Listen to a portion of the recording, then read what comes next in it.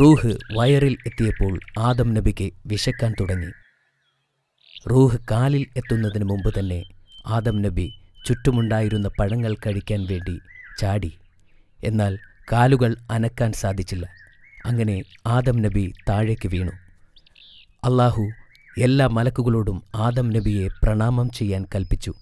എന്നാൽ ഇബ്ലീസ് ഒഴികെ എല്ലാവരും ആദം നബിയെ പ്രണാമം ചെയ്തു. എന്നെ ഉണ്ടാക്കിയത് തീ കൊണ്ടാണ്, അതുകൊണ്ട് ഞാൻ തന്നെയാണ് ആദമിനേക്കാൾ കേമൻ എന്ന് ഇബ്ലീസ് അവകാശപ്പെട്ടു. അല്ലാഹു ഇത് കേട്ട് കോപാകുലനായി. അല്ലാഹു ഇബ്ലീസിനെ സ്വർഗത്തിൽ നിന്നും പുറത്താക്കി. ആ നിമിഷം തൊട്ട് ഇബ്ലീസ് ശൈത്താൻ എന്ന് വിളിക്കപ്പെട്ടു. അവൻ നരകത്തിലേക്ക് അയക്കപ്പെട്ടു.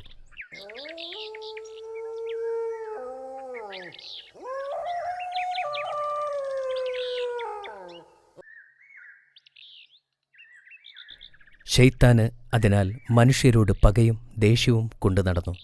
അവൻ മനുഷ്യരെ വഴിതെറ്റിച്ച് അവൻ്റെ പ്രതികാരം നിർവഹിക്കുമെന്ന് പ്രതിജ്ഞയെടുത്തു.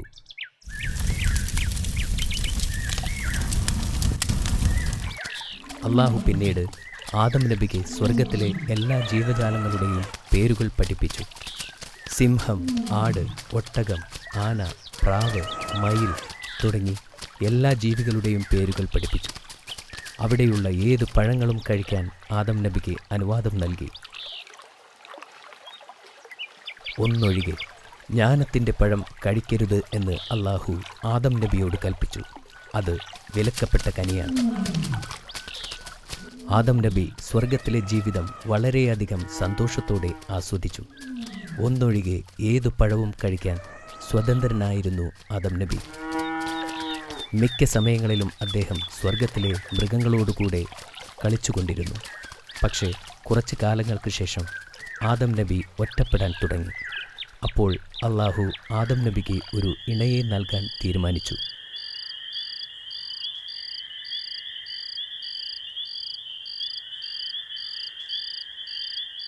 അന്ന് ആദം നബി ഉറങ്ങുമ്പോൾ ലോകത്തിലെ ആദ്യ വനിതയെ അല്ലാഹു സൃഷ്ടിച്ചു. ഉറക്കമുണർന്ന ആദം നബി തൻ്റെ ഇണയെ കണ്ട് സന്തോഷവാനായി. അദ്ദേഹം അവൾക്ക് ഹൗവ എന്ന് പേര് വിളിച്ചു. അവർ കുറേക്കാലം സ്വർഗത്തിൽ സന്തോഷത്തോടെ ജീവിച്ചു. ശൈത്താൻ അപ്പോഴും മനുഷ്യരോട് പകയും കൊണ്ട് നടന്നു. വർഷങ്ങൾ കഴിഞ്ഞു.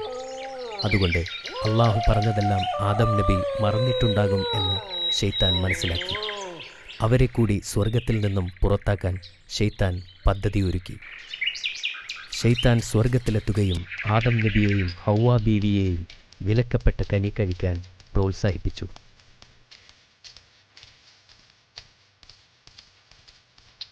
അവർ അറിയാതെ ആ പഴം കഴിക്കുകയും അത് പൂർണ്ണമാകും മുമ്പ് തന്നെ അവരുടെ തെറ്റ് മനസ്സിലാക്കുകയും ചെയ്തു. അവർ കുറ്റബോധം കൊണ്ട് വിഷമിച്ചു.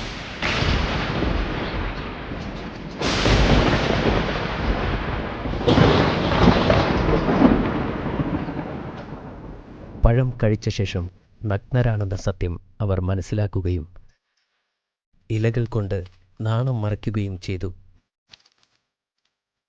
അവർ അല്ലാഹുവിൻ്റെ ശിക്ഷയെ ഓർത്തു ഭയപ്പെട്ടു.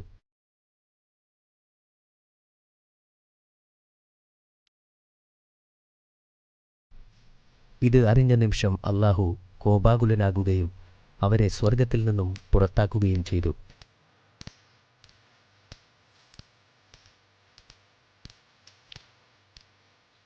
അവർ ഭൂമിയിലേക്കെത്തുകയും കാലങ്ങൾക്കു ശേഷം ഒരു നദിക്കരയിൽ താമസമുറപ്പിക്കുകയും ചെയ്തു. അദ്ദേഹം സ്വന്തമായി താമസ സ്ഥലം നിർമ്മിക്കുകയും കഷ്ടപ്പെട്ട് പണിയെടുക്കുകയും ചെയ്തു. വർഷങ്ങൾക്ക് ശേഷം ഹൗവ ഇരട്ടക്കുട്ടികൾക്ക് ജന്മം നൽകി. ഒരു ആൺകുട്ടിയും ഒരു പെൺകുട്ടിയും. ആൺകുട്ടിക്ക് ഹാബീൽ എന്ന് പേരിട്ടു. അതിനുശേഷം ഹൗവ മറ്റൊരു ഇരട്ടക്കുട്ടികൾക്ക് ജന്മം നൽകി. ഒരു ആൺകുട്ടിയും ഒരു പെൺകുട്ടിയും. ആൺകുട്ടിക്ക് കാബീൽ എന്ന് പേരിട്ടു. അവർ ഒന്നിച്ചു വളർന്നു. വലുതായപ്പോൾ കാബീൽ കൃഷി ചെയ്യുകയും ഹാബീൽ ഒരു ആട്ടിടയനായി മാറുകയും ചെയ്തു. അവർക്കിരുവർക്കും വിവാഹപ്രായമെത്തിയപ്പോൾ അവർ അവരുടെ സഹോദരിമാരെ വിവാഹം ചെയ്തു. കാരണം അന്ന് ഭൂമിയിൽ വേറെ പെൺകുട്ടികളില്ലായിരുന്നു.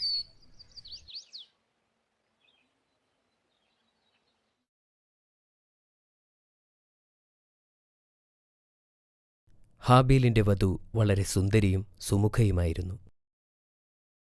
എന്നാൽ കാബീലിൻ്റെ വധു ഭംഗിയുള്ളവൾ ആയിരുന്നില്ല. ഇതിൽ കാബീൽ അസ്വസ്ഥനായി. ഇത് വഴക്കിൽ കലാശിച്ചു. ആദം നബി ഇതിന് പരിഹാരമായി അവരോട് അള്ളാഹുവിന് കാണിക്ക വയ്ക്കാൻ പറഞ്ഞു. ആരുടെ കാണിക്കയാണ് അള്ളാഹു സ്വീകരിക്കുന്നത്? അവർക്ക് സുമുഖയായ പെൺകുട്ടിയെ വിവാഹം കഴിക്കാം.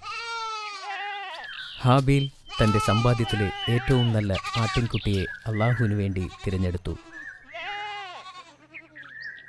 കാബീൽ തൻ്റെ തോട്ടത്തിലെ നല്ല കായ്കനികൾ മാറ്റിവെച്ച് മോശമായവ അള്ളാഹുവിനു വേണ്ടി തിരഞ്ഞെടുത്തു. അള്ളാഹു ഹാബീലിൻ്റെ കാണിക്ക സ്വീകരിക്കുകയും കാബീലിൻ്റെ കാണിക്ക നിരസിക്കുകയും ചെയ്തു. അള്ളാഹു ഹാബിലിന് സുമുഖയായ പെൺകുട്ടിയെ ഇണയായി നൽകി. എന്നാൽ കാബിലിന് ഇത് ഒട്ടും സഹിക്കാനായില്ല. കാബിൽ ഹാബിലിനെ കൊല്ലാൻ പദ്ധതിയിട്ടു. ഒരിക്കൽ ഹാബിൽ വീട്ടിലെത്താൻ വൈകിയപ്പോൾ ആദം നബി കാബിലിനെ അന്വേഷിക്കാനായി പറഞ്ഞുവിട്ടു. കാബിൽ ഹാബിലിനെ അന്വേഷിച്ച് പുറപ്പെട്ടു. ഒടുവിൽ ഹാബിലിനെ കണ്ടുപിടിച്ചു. കാബിൽ അപ്പോഴും കോപാകുലനായിരുന്നു.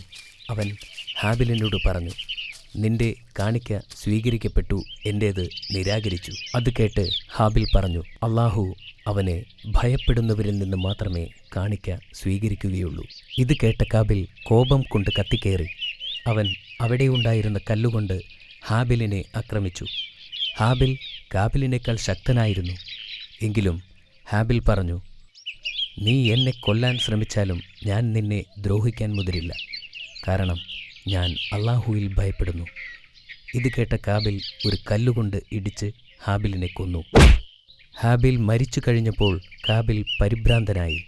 ഇനി എന്ത് ചെയ്യണം എന്നറിയാതെ വിഷമിച്ചു. അവൻ അത് മറച്ചുവെക്കാനുള്ള ഉപായങ്ങൾ ആലോചിച്ചു. അവൻ ഈ ശവശരീരം എവിടെ ഒളിപ്പിക്കണം എന്നാലോചിച്ച് പരിഭ്രാന്തനായി. അങ്ങനെയിരിക്കെ 2 കാക്കകൾ വഴക്കുണ്ടാക്കുന്നത് കാബിൽ ശ്രദ്ധിച്ചു. അതിൽ ഒരു കാക്ക ചത്തുവീഴുകയും ചെയ്തു. മറ്റേ കാക്ക ഒരു കുഴി കുഴിച്ച് ചത്തുപോയ കാക്കയെ കുഴിയിലിട്ട് മൂടി.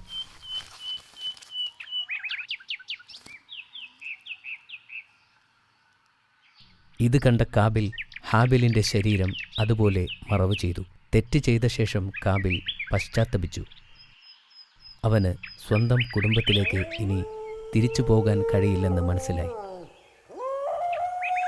അപ്പോഴേക്കും കാബീലിൽ ശൈത്താൻ വിജയം വരിച്ചിരുന്നു. ആദം നബിക്ക് തൻ്റെ മക്കൾക്ക് സംഭവിച്ചതിനെപ്പറ്റി അറിയാൻ സാധിച്ചു. അദ്ദേഹത്തിന് തൻ്റെ 2 ആൺമക്കളെയും നഷ്ടപ്പെട്ടു. അതിൽ അദ്ദേഹം വിലപിച്ചു. മറ്റു മക്കളെ അദ്ദേഹം ഉപദേശിക്കുകയും ചെയ്തു. കാലങ്ങൾ കഴിഞ്ഞു. ആദം നബിക്ക് ഒരുപാട് സന്താനങ്ങൾ പിറന്നു. ആദം നബിക്ക് വയസ്സാവുകയും ചെയ്തു. അദ്ദേഹത്തിൻ്റെ മക്കൾ അദ്ദേഹത്തെ വളരെയധികം സ്നേഹിച്ചു. തൻ്റെ മരണം അടുത്തു കണ്ട ആദം നബി മകൻ സേത്തിനെ തൻ്റെ പിൻഗാമിയായി നിയമിച്ചു. അദ്ദേഹത്തിൻ്റെ മരണസമയത്ത് മാലാഖമാർ അദ്ദേഹത്തിൻ്റെ വീട്ടിലേക്ക് വന്നു. അദ്ദേഹത്തിനെ സമീപിച്ചു. മരണദൂതൻ എത്തിയിരുന്നതായി പ്രവാചകൻ തിരിച്ചറിഞ്ഞപ്പോൾ അവൻ സമാധാനത്തോടെ പുഞ്ചിരിച്ചു. മാഷാ അല്ലാഹ്, ഇതൊരു മനോഹരമായ കഥയായിരുന്നു. അൽഹംദുലില്ലാ, ഈ കഥ നിനക്ക് മനസ്സിലായോ? ഇപ്പോൾ ഞാൻ നിന്നോട് കുറച്ച് ചോദ്യങ്ങൾ ചോദിക്കാൻ പോവുകയാണ്. ചോദിക്കട്ടെ? തീർച്ചയായും. എന്നോട് ചോദിച്ചാലും. അള്ളാഹു ഉണ്ടാക്കിയ ആദ്യ മനുഷ്യന്റെ പേരെന്തെന്ന് പറയാമോ? അത് ആദം നബി അലൈഹിസ്സലാം ആയിരുന്നു. ശരിയാണ്. അദ്ദേഹത്തിന്റെ ഭാര്യയുടെ പേരെന്താണ്? അത് ഹവ്വ ബീവി. അതും ശരിയാണ്. എന്നാൽ അടുത്ത ചോദ്യം ഇതാണ്, കേട്ടോളൂ. പറുദീസയിൽ നിന്ന് പ്രവാചകനെ പുറത്താക്കിയത് എന്തുകൊണ്ട്? വിലക്കപ്പെട്ട അറിവിന്റെ പഴം ഭക്ഷിച്ചതുകൊണ്ടാണ് അവരെ വിലക്കിയത്. അതുകൊണ്ടാണ് അവരെ പറുദീസയിൽ നിന്ന് പുറത്താക്കിയത്. എന്താ ശരിയല്ലേ ബാബ? വളരെ ശരിയാണ് അമീർ. അപ്പോൾ അടുത്ത ചോദ്യം. പ്രവാചകന്റെ ആദ്യ പുത്രന്മാരുടെ പേരുകൾ എന്തൊക്കെ?